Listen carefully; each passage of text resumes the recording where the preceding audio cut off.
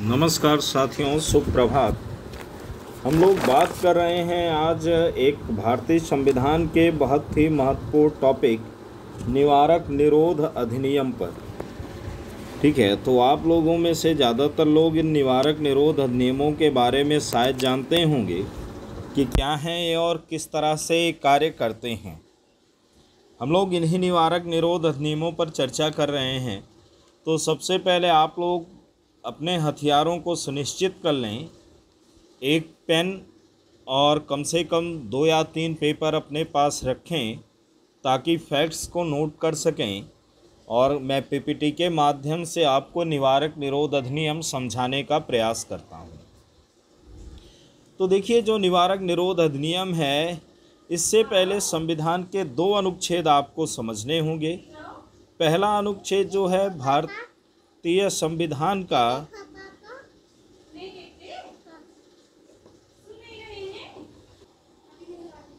पहला अनुच्छेद 21। अनुच्छेद 21 क्या है? अनुच्छेद 21 भारतीय संविधान के उन महत्वपूर्ण अनुच्छेदों में से है। अगर आप संविधान के टॉप 5 अनुच्छेदों का चयन करें तो उनमें एक स्थान अनुच्छेद 21 का अनिवार्य बनता है। अनुच्छेद 21 किसी भी व्यक्ति के प्राण और दैहिक स्वतंत्रता के अधिकार देता है। ध्यान देने वाली बात है, इसमें व्यक्ति की चर्चा है। व्यक्ति से क्या तात्पर्य होता है? तो व्यक्ति से तात्पर्य होता है भारतीय नागरिक और भारत में रहने वाला विदेशी। व्यक्ति से क्या तात्पर्य है? व्यक्ति शब्द से स्पष्ट तात्पर्य है कि भारत का नागरिक या भारत में रहने वाला विदेशी दोनों से संबंधित है।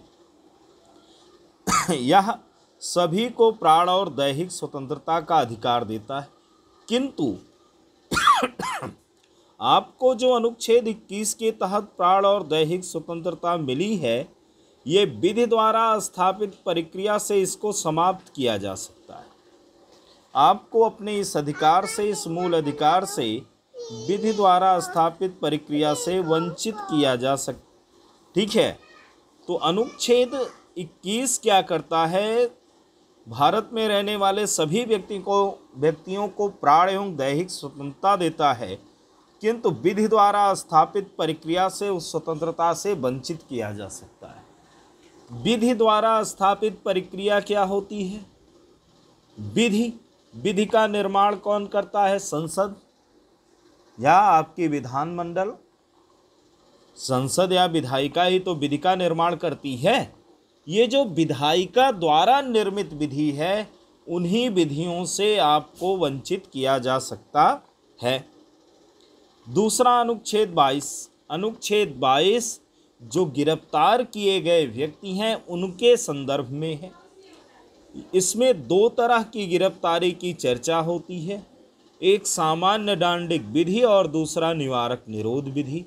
तो आज मूल चर्चा का विषय हमारा निवारक निरोध विधि है, लेकिन आइए थोड़ा सा हम लोग सामान्य दंडिक विधि को देखते हैं कि सामान्य दंडिक विधि में गिरफ्तारी कैसे होती है।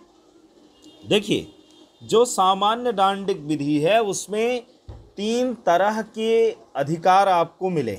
पहली बात कि अगर पुलिस आपको गिरफ्तार करती है तो आप गिरफ्तारी का कारण जान सकते हैं कि भाई हमको क्यों गिरफ्तार किया जा रहा है, इस कारण को आप जान सकते हैं।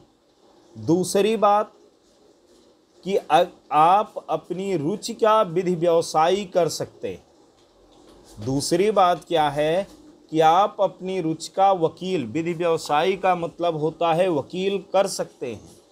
किसको अपना आप वकील नियुक्त करेंगे, इसके लिए आप स्वतंत्र हैं। और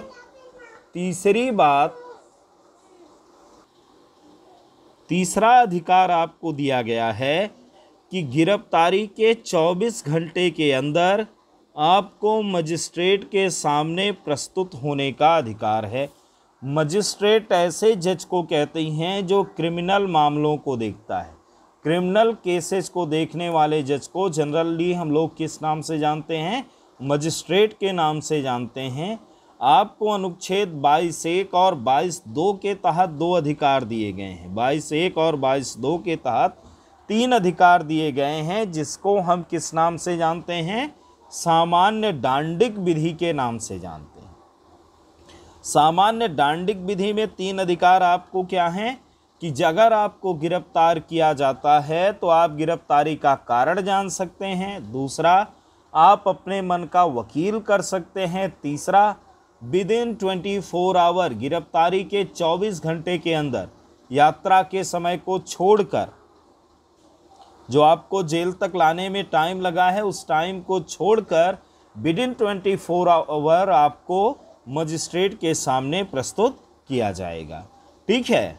अब अगर इसमें एक संदेह और उत्पन्न होता है, मान लीजिए रविवार है, अवकाश पड़ गया, तब तो अवकाश की गणना हम नहीं करेंगे। ठीक है, कार्य दिवसों की गणना की जाती है, अवकाश की नहीं। ठीक है, चलिए फिर अनुच्छेद 23 जो है, ये अनुच्छेद 22 और 1 और 22(2) के खिलाफ बात करता है। ये कहता है कि 22(1) के तहत जो 3 अधिकार आपको मिले हैं 1 और 2 में, वो अधिकार इनको नहीं मिलेंगे। किसको किसको? एक अन्य देशीय शत्रु को और दूसरा निवारक निरोध विधि के अधीन निरुद्ध व्यक्ति को। किसको किसको नहीं मिलेंगे? अन्य देशीय शत्रु को नहीं मिलेंगे, दूसरा निवारक निरोध विधि के अधीन निरुद्ध व्यक्ति को। अन्य देशीय शत्रु मतलब मान लीजिए जैसे कोई पाकिस्तानी व्यक्ति है जो भारत का शत्रु है, उसको गिरफ्तार किया जाता है तो उसको ये 3 अधिकार नहीं मिलेंगे। साथ ही साथ अगर किसी को निवारक निरोध के तहत गिरफ्तार किया जाता है तो भी उसको 3 अधिकार नहीं मिलेंगे। ठीक है, आइए चर्चा को आगे बढ़ाते हैं। अच्छा, एक चीज़ और है, आपसे अगर पूछा जाए कि शत्रु देश, भारत का शत्रु देश कौन है, तो शत्रु किसे कहते हैं पता है? शत्रु कंट्री क्या होती है? वह देश जिससे हमारा युद्ध चल रहा हो या युद्ध की स्थिति हो, उसी को हम शत्रु मानते हैं। ठीक है, चलिए परिचर्चा को आगे बढ़ाते हैं। अनुच्छेद 22(4) व 22(5) कहते हैं कि सामान्य निवारक के अधीन व्यक्ति को 3 माह तक निरुद्ध किया जा सकता है। कि अगर किसी को सामान्य निवारक अधिनियम के तहत गिरफ्तार किया गया है तो पुलिस कस्टडी में उसको 3 माह तक रखा जा सकता है। 3 माह बाद ही उसे मजिस्ट्रेट के सामने प्रस्तुत करने की आवश्यकता है। 3 माह से पहले मजिस्ट्रेट के सामने प्रस्तुत करने की कोई आवश्यकता नहीं है। ठीक है, उसके बाद सज़ा आपकी क्या होगी? इस सज़ा का निर्धारण आपके ऊपर लगे अभियोग तय करेंगे। और तीसरी बात, आप पर निवारक निरोध बनता है या नहीं, उसके लिए एक सलाहकार बोर्ड का गठन किया जाएगा, जो बोर्ड बताएगा कि इस व्यक्ति पर निवारक निरोध बनता है कि नहीं।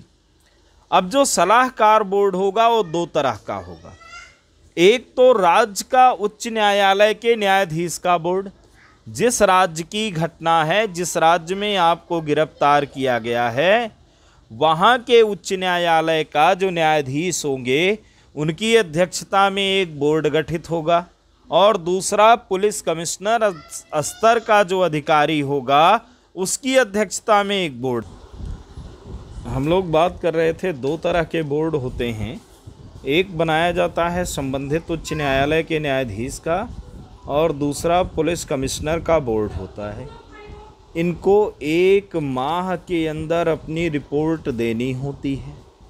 ठीक है, अगर दोनों की रिपोर्ट सेम हो तो कोई बात नहीं। अगर दोनों की रिपोर्ट में कोई विवाद होता है तो अंतिम मानी जाती है न्यायालय की रिपोर्ट। अगर इसने मान लिया है कि निवारक निरोध चलाने लायक है तो चलेगा, अगर इसने निवारक निरोध को इनकार कर दिया है तो फिर निवारक निरोध लागू नहीं होगा। अच्छा, प्रमुख निवारक निरोध अधिनियमों की अगर हम बात करें तो जो भारत का पहला निवारक निरोध अधिनियम है वो है 1950 निवारक निरोध अधिनियम, जिसमें गिरफ्तारी के समय आपके निरोध, प्रिवेंशन आप कहें इसको, ना कि अरेस्ट, निरोध की अवधि 1 वर्ष, यानी 1 वर्ष तक आपको जेल में रखा जाएगा उसके बाद कोई कार्रवाई करने के लिए बाध्य है। 1 वर्ष से पहले आप कोई मांग नहीं कर सकते हो कि न्यायालय के सामने आपको प्रस्तुत किया जाए। ये 1 वर्ष तक आपको गिरफ्तार रखने के लिए पुलिस को अधिकार देता है। ये 31 दिसंबर 1969 को समाप्त हो गया। उसके बाद जो दूसरा हमारा निवारक निरोध है वो है मीशा। इमरजेंसी जब लागू हुई थी भारत में आपातकाल, तो उस आपातकाल में सबसे ज़्यादा प्रयोग इसी मीशा का किया गया था। Maintenance of internal security act, आंतरिक सुरक्षा से संबंधित है ये। इसमें निवारक की अवधि है 21 माह, यानी 21 माह तक आपको निवारक किया जा सकता है। 1980 में इस अधिनियम को लागू किया गया था, यानी 21 माह तक आप पुलिस कस्टडी में रहेंगे। 21 माह बाद ही आप न्यायालय के सामने प्रस्तुत होने की मांग कर सकते हैं, या आप एक कारण जान सकते हैं कि आपको गिरफ्तार क्यों किया गया। ये प्रिवेंशन एक्ट है, यानी आप कोई अपराध किए नहीं हैं कि आपको जो गिरफ्तार किया जा रहा है कि आपने अपराध किया। अपराध नहीं किया है, आप अपराध कर सकते हैं, इस संदेह में आपको गिरफ्तार किया जाता है निवारक निरोध अधिनियमों में। ये 1980 में प्रचलन में आया था। इसमें 21 माह तक आपको निरुद्ध किया जाता है। नेक्स्ट है कोफे पोसा, यानी विदेशी मुद्रा संरक्षण और तस्करी निवारण अधिनियम। इसको इकोनॉमी का NSA भी कहते हैं, नेशनल सिक्योरिटी एक्ट, यानी इकोनॉमी की रासुका के नाम से भी इसे जानते हैं। पहले इसको जब निर्मित किया गया था तो उस समय इसमें निरोध की अवधि केवल 1 वर्ष थी, लेकिन 13 जुलाई 1984 से इसमें निरोध की अवधि बढ़ाकर 2 वर्ष कर दी गई है, और ये प्रभावी हुआ है 1974 से ये अधिनियम प्रभावी हुआ है। किंतु पहले ये काफ़ी कड़ा अधिनियम था। वर्तमान में इसमें थोड़ी सी ढील है कि जो एक हमने बात किया था कमेटी की, अगर उस कमेटी ने निर्णय दे दिया कि आप पर ये लागू नहीं होता तो आप 1 माह के अंदर छूट जाएंगे। अगर निर्णय नहीं दिया तो फिर आपको 2 वर्ष तक का निरुद्ध किया जा सकता है। ठीक है। फिर तीसरा हमारा है NSA, नेशनल सिक्योरिटी एक्ट, जिसका प्रचलित नाम है रासुका। ये 1980 में प्रचलन में आया और इसमें निवारक की अवधि है 30 दिन, यानी 30 दिन तक बिना न्यायिक मजिस्ट्रेट के सामने प्रस्तुत किए आपको जेल में रखा जा सकता है। ये आज भी प्रचलन में अधिनियम है। फिर आया Tada, terrorist and distributive prevention act. Tada, terrorism and distributive prevention act, Tada, इसको लाया गया था 1985 में। इस अधिनियम को कब लाया गया था? 1985 में लाया गया था, और इसमें निवारक की निरोध की अवधि थी 180 दिन, यानी आपको 180 दिन जेल में रहना पड़ता, उसके बाद ही कोई कार्रवाई शुरू हो पाती थी। और इसको 23 मई 1995 को समाप्त कर दिया गया। 23 मई 1995 को समाप्त करने के बाद जो अगला एक्ट आया वो था पोटा, प्रिवेंशन ऑफ टेररिज्म एक्ट 2002, जिसमें निवारक की अवधि थी 30 दिन, और इसको 21 सितंबर 2004 को समाप्त कर दिया गया। एक बात पर मैं चर्चा और कर दूं, ये जो पोटा है, पोटा अधिनियम विवादित अधिनियमों की श्रेणी में आता है। अभी तक हमारी जो संसद है इसने केवल 3 अधिनियम ऐसे हैं जिसको संयुक्त बैठक से पारित की है। आप सभी को पता होगा कि यदि सामान्य विधेयक पर राज्यसभा और लोकसभा का मतैक्य नहीं होता तो फिर उस पर संयुक्त बैठक का प्रावधान अनुच्छेद 108 के तहत किया गया है। तो अभी तक केवल 3 बार ऐसा हुआ है जब संयुक्त बैठक बुलाने की स्थिति बनी है। पहली बार संयुक्त बैठक 1961 में बुलाई गई थी, जब JL नेहरू प्रधानमंत्री थे भारत के, और दहेज निषेध अधिनियम 1961 को पारित कराने के लिए संसद की संयुक्त बैठक जवाहरलाल नेहरू के काल में बुलाई गई। दूसरी बार संसद की संयुक्त बैठक 1978 में बुलाई गई थी। तब भारत के प्रधानमंत्री मोरारजी देसाई थे और बैंकिंग सेवा आयोग निरसन विधेयक को पारित कराने के लिए बैठक बुलाई गई थी। बैंकिंग सेवा आयोग निरसन विधेयक के लिए बुलाई गई थी। तीसरी बार बैठक बुलाई गई थी 2002 में, जब प्रधानमंत्री अटल बिहारी वाजपेयी थे, और तब ये संयुक्त बैठक इसी पोटा अधिनियम के लिए बुलाई गई थी। ये आतंक के खिलाफ भारत का सबसे कठोर अधिनियम था, जिसको कांग्रेस सरकार 2004 में समाप्त कर दी थी। इसके स्थान पर यूपीए गवर्नमेंट ने यूएपी नामक एक अनलॉफुल एक्टिविटीज़ प्रिवेंशन एक्ट लाया है, जो वर्तमान में प्रभावी है। इसके निवारक की अवधि है 30 दिन, यानी 30 दिन आपको बिना किसी मजिस्ट्रेट के सामने प्रस्तुत किए, बिना गिरफ्तारी का कारण बताए गिरफ्तार किया जा सकता है। वर्तमान में जो निवारक निरोध अधिनियम है, उसको लागू किसी व्यक्ति पर तभी लगाया जा सकता है, इसमें कुछ संशोधन किए गए हैं। वर्तमान में ये तभी लागू होगा जब समितियां, एक न्यायालय की समिति और दूसरी पुलिस कमिश्नर की समिति, जब समितियां इस बारे में अपनी संस्तुति देंगी कि इस व्यक्ति को निवारक के तहत गिरफ्तार किया जाए, तभी उसको गिरफ्तार किया जा सकता है, अन्यथा उस पर निवारक निरोध अधिनियम लागू नहीं किए जा सकते। ये भारतीय संविधान का वो पहलू है जो अनुच्छेद 22 और 21 की स्वतंत्रता को बाधित कर देता है, किंतु ये कहीं ना कहीं ज़रूरी भी है।